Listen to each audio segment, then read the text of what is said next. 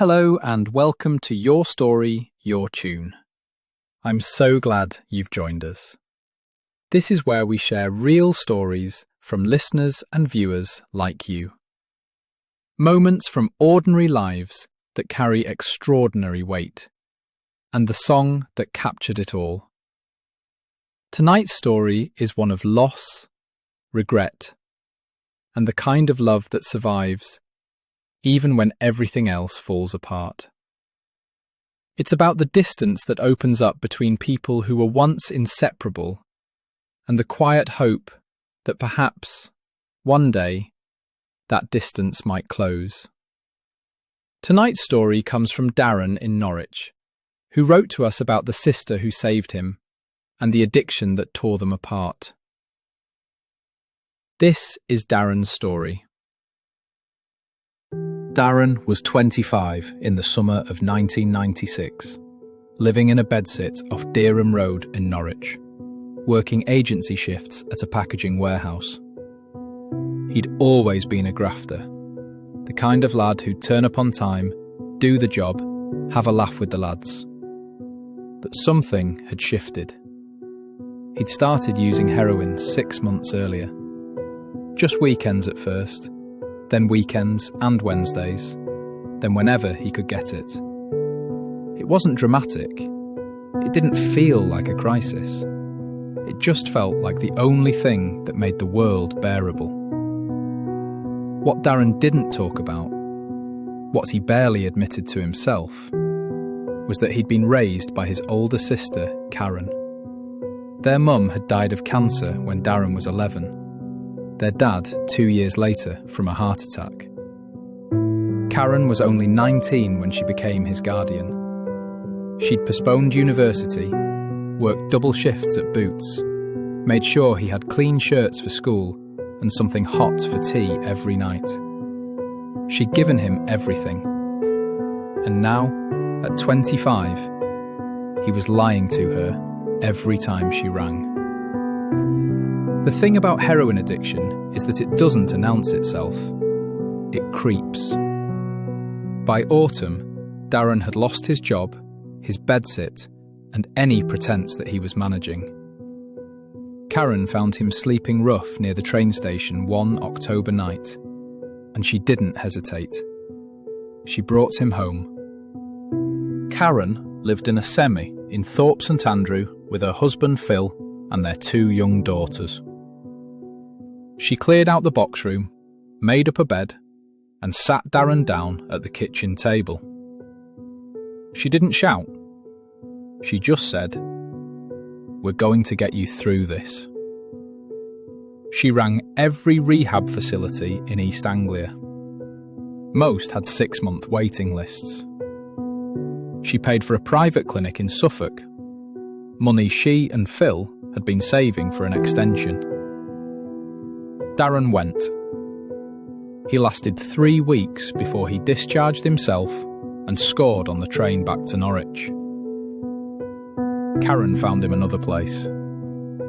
He relapsed again and again. Each time she was there, picking him up, cleaning him up, believing he could do it. But addiction doesn't care about love or effort. It erodes everything. By early 1998, Karen's marriage was strained. Phil was patient, but the girls were confused and frightened. Darren had stolen from the house. Not much, just enough for a fix, and lied about it.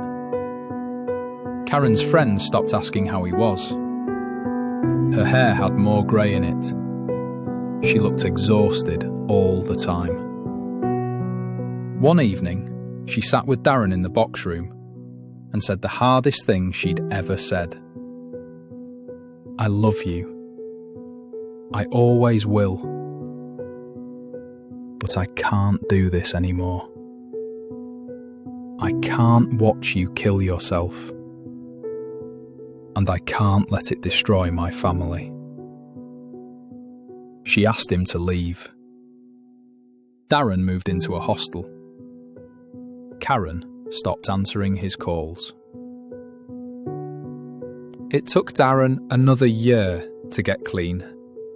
Properly clean. He doesn't remember much of 1998, but in early 1999, something clicked. He got into a residential programme in Yarmouth, stayed the full 12 weeks, found a sponsor, started going to meetings.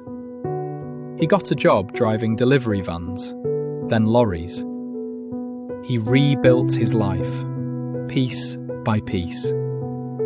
But he never contacted Karen. He told himself she deserved peace, that she'd moved on, that turning up after everything he'd put her through would be selfish. Years passed.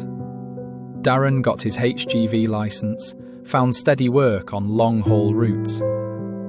He's 55 now, still sober, still driving. He'll do a run to Scotland or down to Dover, and in those long, quiet hours on the motorway, the guilt surfaces. He thinks about Karen constantly, wonders if she's well, if her girls are grown, if she ever thinks of him. He drove past her old house in Thorpe St Andrew once, a few years back, but he didn't stop. He wanted to.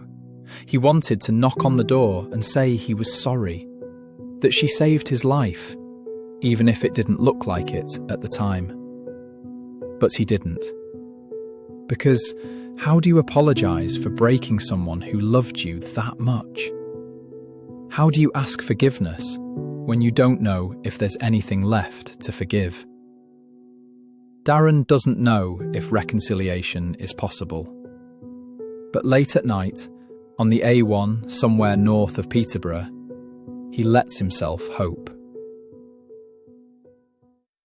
There are some kinds of love that survive everything, even years of silence. And there are some kinds of hope that never quite go away, no matter how much time passes. And the song that means everything to Darren, it's The Drugs Don't Work by the Verve. Due to copyright, we can't play it in this video, but it's a song about loss and love and the things we can't undo, and it means the world to him. I will leave a card and a link in the description for you to enjoy Darren's song. If you have a story you'd like to share, we'd love to hear it. Until next time, this has been your story, your tune.